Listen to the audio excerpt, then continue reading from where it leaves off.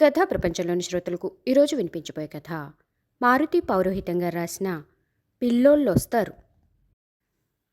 Office రూంలో పిల్లల హాజరు పుస్తకాలు గమనిస్తూ గత వారం బడికి హాజరు కాని పిల్లల వివరాలు రాసుకుంటూ ఉన్నాను. వారి తల్లిదండ్రులను పిలిపించి పిల్లలు బడికి రాకపోవడం గురించి ఈరోజు మాట్లాడాలని అనుకుంటున్నాను. బయట తలుపు దగ్గర ఎవరో వచ్చినట్టుగా అనిపించి తలెత్తి చూశాను.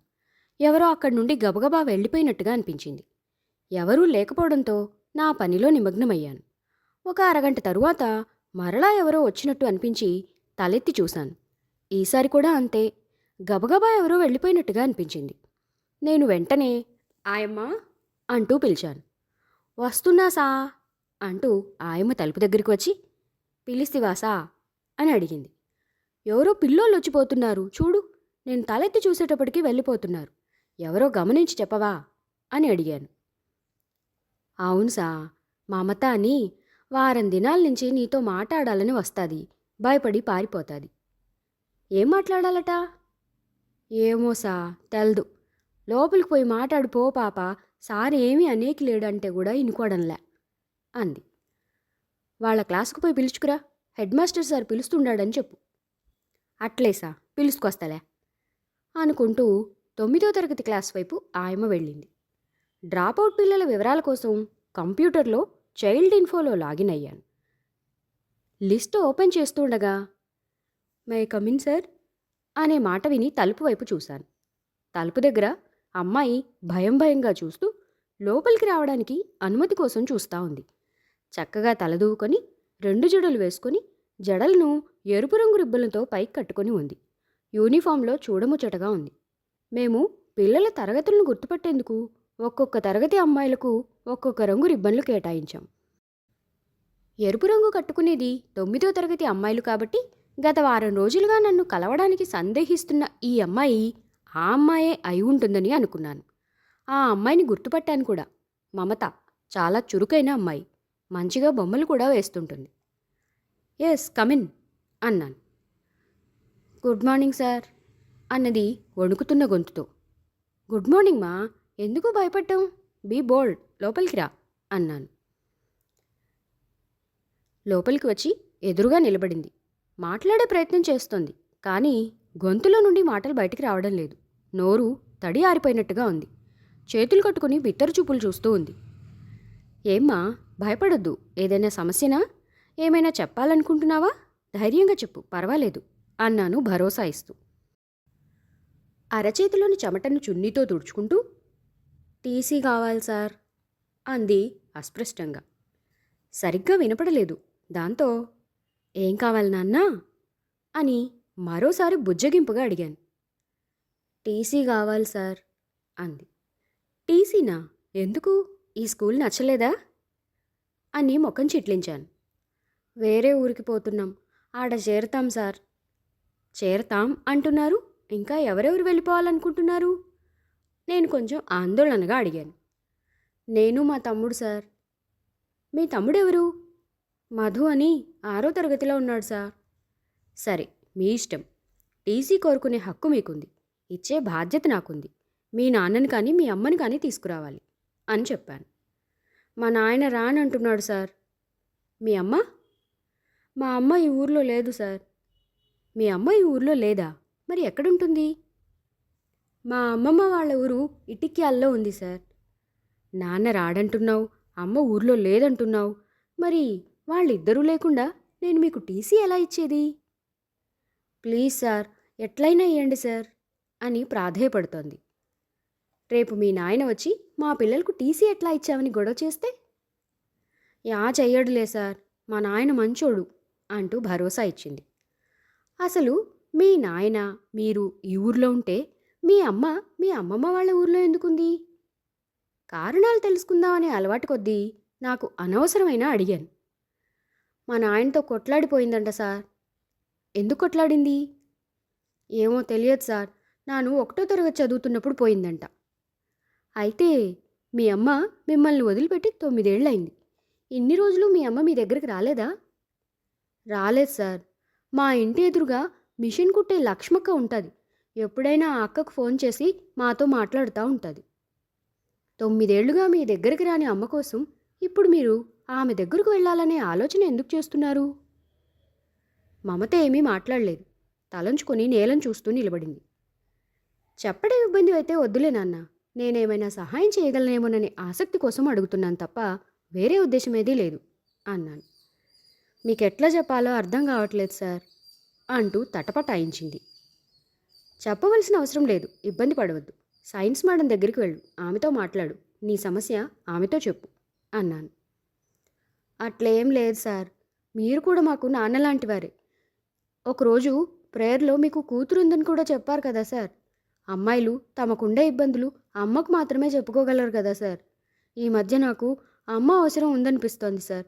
నాకు కొన్ని విషయాలు అర్థమవుతలేవు, భయంగా ఉంది సార్ అంది. మమత ఆందోళన నేను గ్రహించగలిగాను. సరే అమ్మా, నాన్న ఫోన్ నెంబరు, అమ్మ ఫోన్ నెంబరు ఇవ్వు.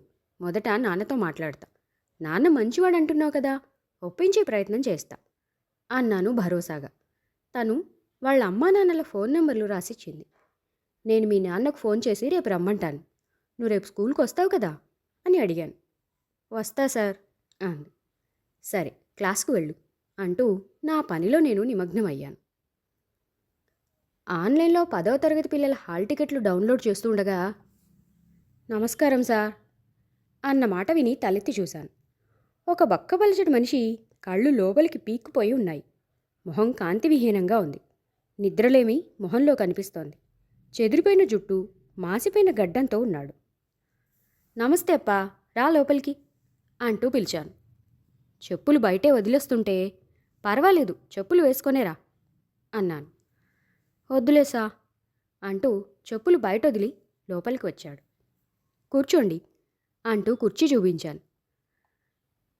వద్దులే సార్, నిలబడే మాట్లాడతా అన్నాడు.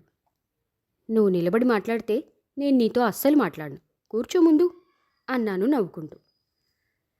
సరే సా, నా పేరు మద్దిలేటి, మమత వాళ్ళ నాయన్ని.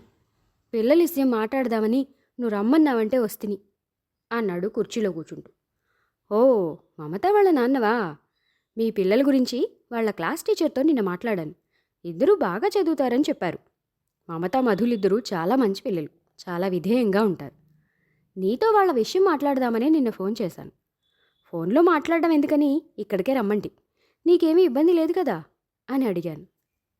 నా పిల్లల విషయం నాకేటి ఇబ్బంది అవుతుంది సా అన్నాడు. నిన్న మమత నాతో కొన్ని విషయాలు చెప్పింది.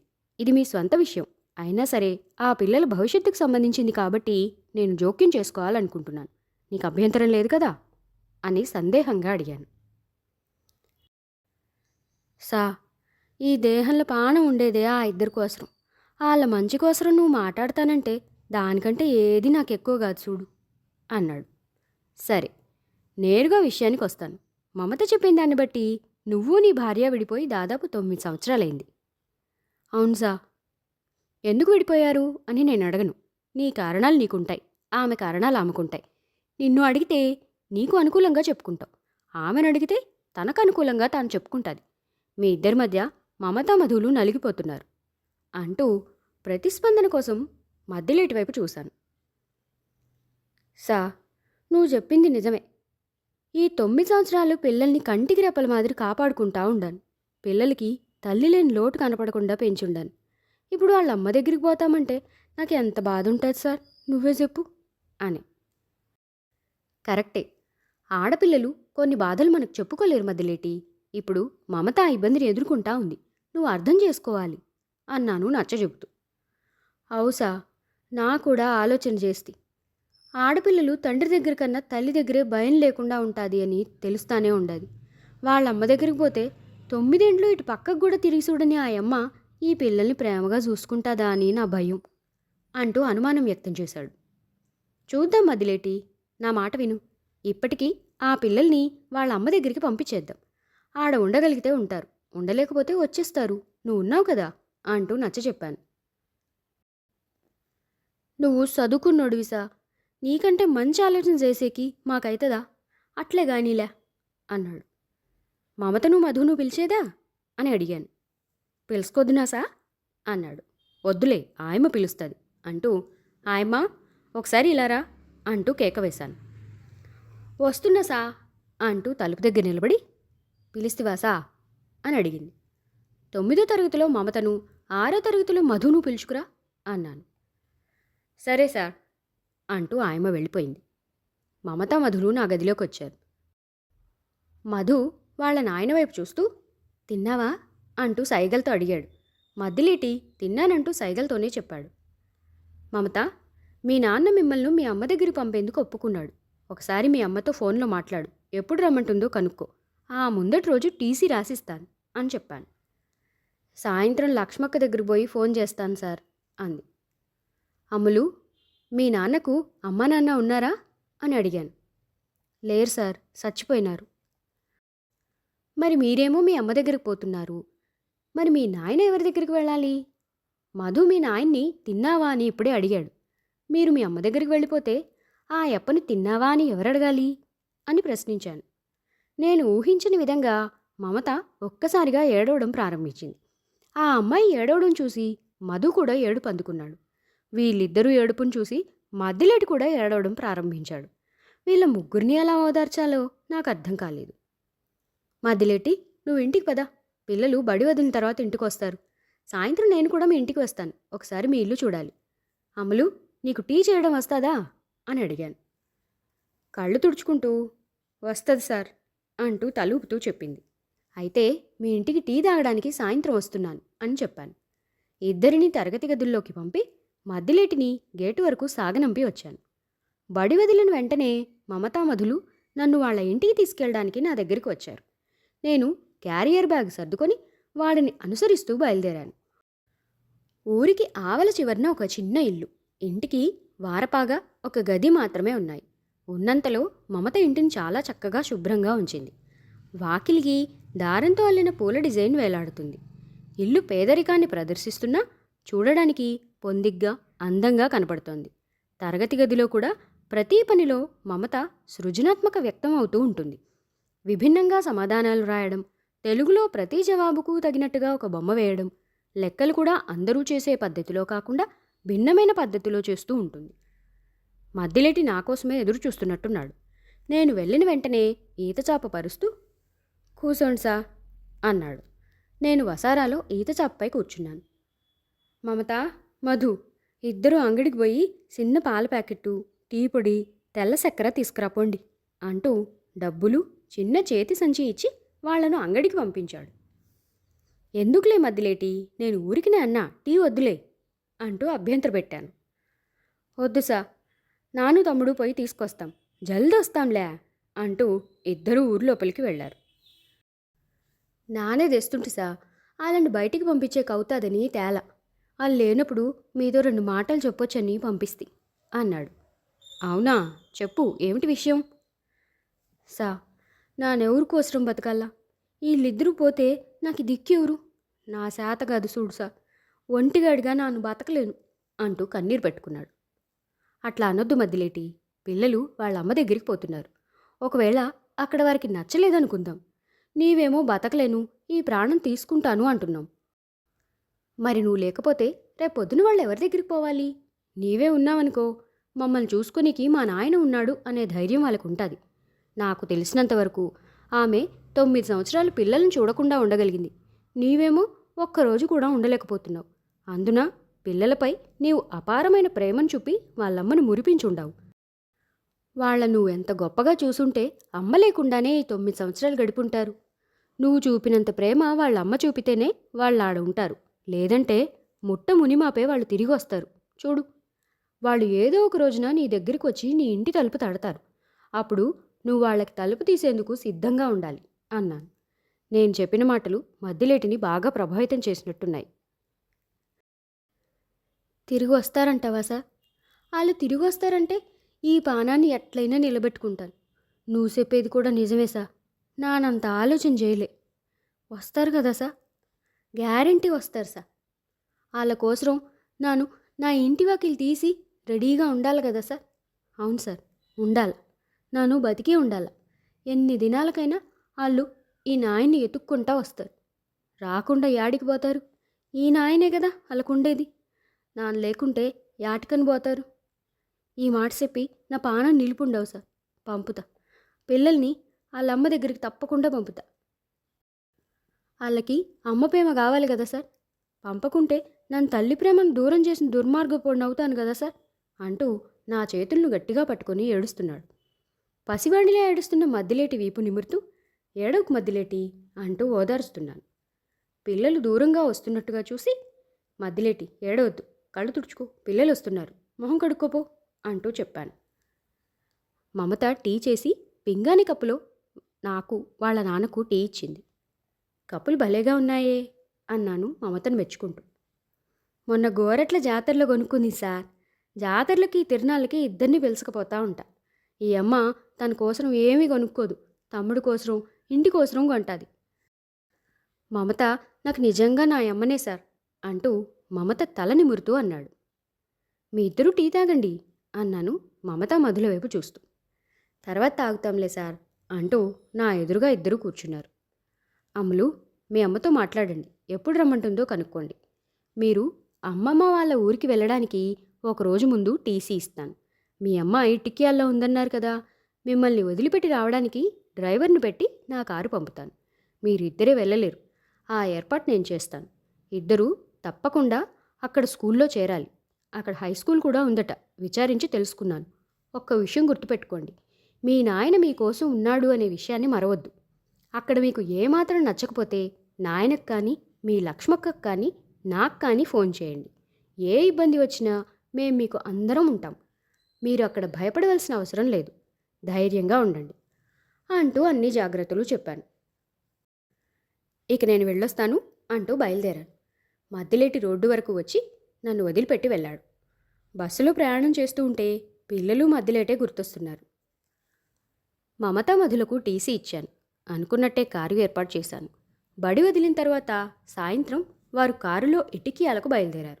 వాళ్ళిద్దరూ కారు విండోలో నుండి తల బయటకు పెట్టి వాళ్ళ నాన్నకు దుఃఖంతో టాటా చెబుతున్నారు. పిల్లలు ఇద్దరి కళ్ళలో నీళ్లు పారాడుతున్నాయి. మద్దిలేటి కళ్ళలో నీళ్లు ధారలు కడుతున్నాయి. కారు బయలుదేరింది. మద్దిలేటి కారు కనిపించేంతవరకు శిలాప్రతిమలా అలా చూస్తూనే ఉన్నాడు. మద్దిలేటి, నేను వెళ్ళేదా అని అడిగాను. నా వైపు తిరిగి, సా యాలయ్యుండది, మాకోసరం శానా చేసుండవు, నీ రుణం ఎట్లా తీర్చుకోవాలా అంటూ కాళ్ళు పట్టుకోవడానికి వచ్చాడు. మద్దిలేటి భుజాలు పట్టుకొని అతని ప్రయత్నాన్ని ఆపుతూ అన్నాను. అప్పుడప్పుడు మీ ఇంటికి వస్తూ ఉంటాను, టీ తాపి రుణం తీర్చుకోవాలా అన్నాను. సార్, ఈ జీవి ఒకటి ఉండాదని గుర్తుపెట్టుకో, నీ పిల్లలు సుఖంగా ఉండాలా, నా ఆయుష్ కూడా వాళ్ళకే సా అంటూ రెండు చేతులు పట్టుకున్నాడు. మనసు బాధగా ఉంది. బరువెక్కిన హృదయంతో నేను ఊరికి బయలుదేరాను. ఒక వారం తరువాత ఒక సాయంత్రం మద్దిలేటి ఇంటికి వెళ్ళాను. తలుపు తెరిచే ఉంది, లైటు వేయలేదు, చీకటిగా ఉంది. మద్దిలేటి అంటూ పిలుస్తూ తడుముకుంటూ తలుపు పక్కన ఉన్న స్విచ్ వేశాను. లోపల ఈద చాపై పడుకొని ఉన్నాడు.